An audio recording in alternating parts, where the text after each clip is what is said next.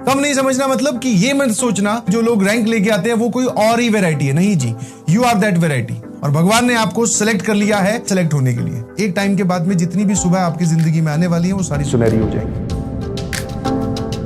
गोल तो आपका सर मुझे पता है सभी लोगों का, अपनी डेली लाइफ में स्मॉल चेंजेस या अपने अंदर स्मॉल इंटरनल चेंजेस आप जो करते हो, छोटे छोटे रेजोल्यूशन की मदद से हम बड़े बड़े गोल अचीव करते हैं। This is your goal, this is your target कि आप अपने अंदर स्मॉल पॉजिटिव चेंजेस क्या कर रहे हो। नो बैकलॉग, बहुत बढ़िया, गजब का रेजोल्यूशन लिया जिसने भी लिया है, बहुत बढ़िया। नो बैकलॉग, कंसिस्टेंट रहने की कोशिश, बहुत बढ़िया। Control over thinking, very good यार। मेरी तरफ से एक रेजोल्यूशन जरूर ऐड कर लीजिएगा, that is do not under estimate yourself. आप कभी भी अपने आप को वादा करें, प्रॉमिस करें या रेजोल्यूशन लें कि आप कभी भी अपने आप को बाकी लोगों से कम नहीं आंकोगे। And there is a very slight difference between कम, अपने आप को कम समझना और अपने आप को ज्यादा समझना। उसके बीच में बहुत ही एक पतली सी लाइन है, उस लाइन के आसपास आपको हमेशा रहना है। कम मतलब ऐसा नहीं बोल रहा हूं, कम का मतलब ये है कि भाई साहब अब तो हम एकदम चौड़ में हैं, हम तो अब सब कुछ कर देंगे। आपने बोला कम नहीं समझना, नहीं जी, कम नहीं समझना मतलब कि ये मत सोचना जो लोग रैंक लेके आते हैं वो कोई और ही वैरायटी है। नहीं जी, यू आर दैट वैरायटी और भगवान ने आपको सिलेक्ट कर लिया है सिलेक्ट होने के लिए। बस अब उस डायरेक्शन में मेहनत कीजिए। अपने दिमाग में कोई इफ कोई बट मत आने देना कभी भी।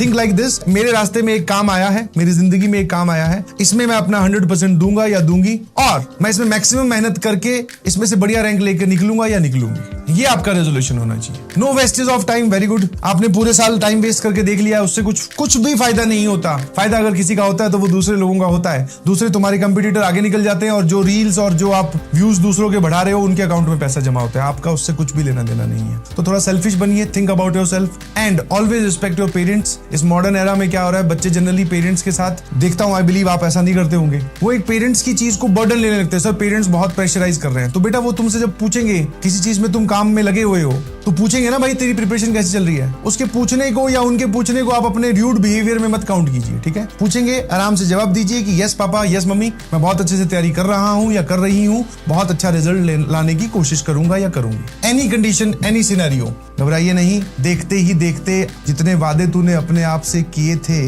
उनमें से कुछ ही निभा पाया है। घबरा मत, जितने वादे अपने आप से करेगा सारे के सारे निभा पाएगा। कुछ फॉलो होंगे, कुछ नहीं होंगे, घबराने की उसमें कोई जरूरत नहीं है, क्योंकि जो भी इंसान सारा जो सोचता है वो सारा नहीं कर पाता। स्टे मोटिवेटेड, पढ़ते रहें, रिलैक्स करें, एंजॉय करें और साथ साथ में पढ़ाई भी करें। जिस हालत में आप हैं, चाहे आप पे स्कूल का प्रेशर है, चाहे आपकी कोई सा भी प्रेशर है, आप उसी हालत में अपना मैक्सिमम इनपुट या मैक्सिमम आउटपुट दीजिए। उसी हालत में आप पढ़ना बैठिए, ये है रियल चैलेंज। धीरे धीरे आप पढ़ोगे तो मुझे नहीं पता कि आपकी जिंदगी में सुनहरी सुबह आएगी कि नहीं आएगी, बट हाँ, एक टाइम के बाद में जितनी भी सुबह आपकी जिंदगी में आने वाली है वो सारी सुनहरी हो जाएगी।